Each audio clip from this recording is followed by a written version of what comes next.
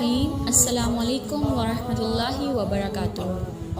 عشرہ ذی الحجہ کے فضائل میں آج ہم بات کریں گے یوم عرفہ کے دن پہ، یعنی جو 9 ذی الحجہ کا دن ہوتا ہے، یہ اصل میں حاجیوں اور غیر حاجیوں کی معافی کا دن ہوتا ہے۔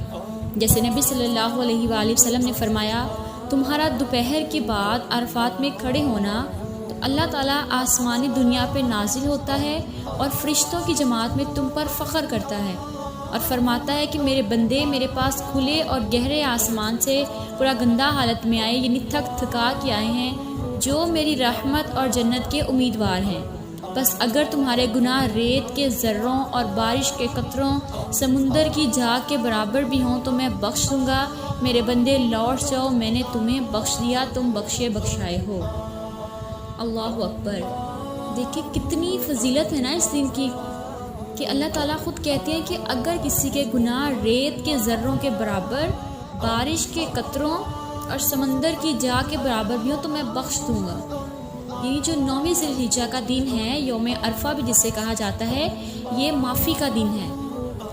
اسی طرح سے ایک اور حدیث میں آپ صلی اللہ علیہ وآلہ وسلم نے فرمایا کہ کوئی دن نہیں جس میں اللہ تعالیٰ عرفہ کے دن سے بڑھ کر بندوں کو آگ سے آزاد فرماتا ہو، یعنی وہ اپنے بندوں کے بہت قریب ہوتا ہے اور فرشتوں کے سامنے ان لوگوں کی بنا پر فخر کرتا ہے اور پوچھتا ہے کہ یہ لوگ کیا چاہتے ہیں۔ یعنی اللہ تعالیٰ سب سے زیادہ جس دن بندوں کو آگ سے آزاد کرتے ہیں، سب سے زیادہ جب قریب ہوتے ہیں، وہ کون سا دن ہے؟ عرفہ کا، یعنی 9 ذی الحجہ کا وہ دن ہے۔ یعنی یہ وہ دن ہے جس میں اللہ تعالیٰ کہتے ہیں کہ تمہارے گناہوں کو میں معاف کرتا ہوں، مگر حقوق العباد یعنی بندوں کے حقوق معاف نہیں کیے جائیں گے۔ نیک لوگوں کی خطاؤں کو معاف کرتا ہوں اور نیکوں کے سوال کو پورا کرتا ہوں۔ اور مزدلفہ میں بھی اللہ تعالیٰ نیکیوں کی مغفرت فرماتے ہیں، یعنی جو لوگ گناہ کرتے ہیں اس کے بعد وہ ان کو نیکیوں سے بدل دیتے ہیں اور اللہ تعالیٰ سے معافی مانگتے ہیں، اللہ تعالیٰ ان کی مغفرت کر دیتے ہیں اور ان کے گناہوں کو نیکیوں میں بدل دیتے ہیں، اور اسی طرح ان کی پھر سفارش کو بھی قبول فرما لیتے ہیں۔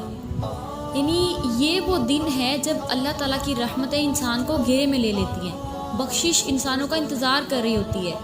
یہ وہ دن ہے کہ جس میں انسان اللہ تعالیٰ کا قرب تلاش کرتا ہے، اللہ تعالیٰ کے بہت قریب ہوتا ہے، اللہ تعالیٰ خود اپنے بندے کے بہت قریب ہوتا ہے۔ اور ابن ماجہ کی ایک روایت میں ہے کہ ابلیس اور اس کی اولاد پہاڑوں پر چڑھ کے حاجیوں کو دیکھ کر اتنا پریشان ہوتے ہیں اور چلاتے ہیں، کیونکہ اللہ تعالیٰ اپنے بندے کی اس دن دعائیں قبول کر رہے ہوتے ہیں، اس کو معاف کر رہے ہوتے ہیں، اور اللہ تعالیٰ اپنے بندے کے بہت قریب ہوتا ہے۔ تو اس دن میں جتنی ہو سکتا ہے آپ نے دعائیں کرنی ہے، استغفار کرنی ہے، اپنی بخشش کروانی ہے انشاءاللہ۔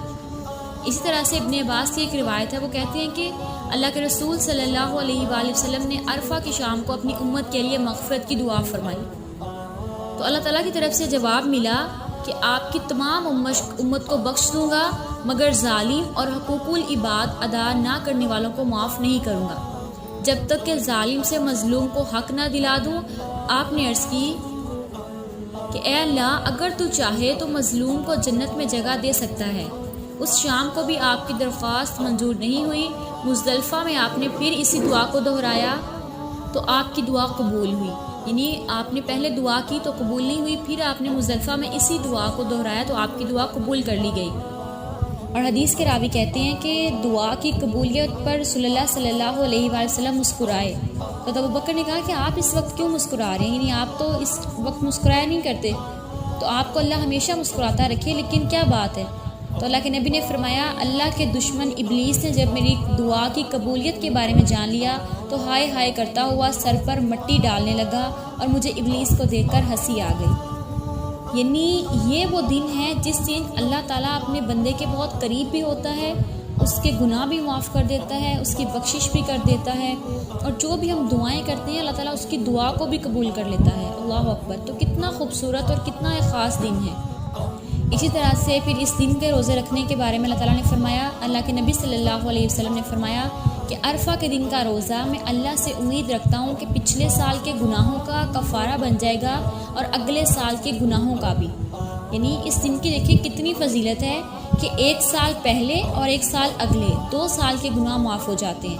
تو آپ سب نے ضرور کوشش کرنی ہے، 9 ذی الحجہ کا روزہ سب نے ضرور رکھنا ہے انشاءاللہ۔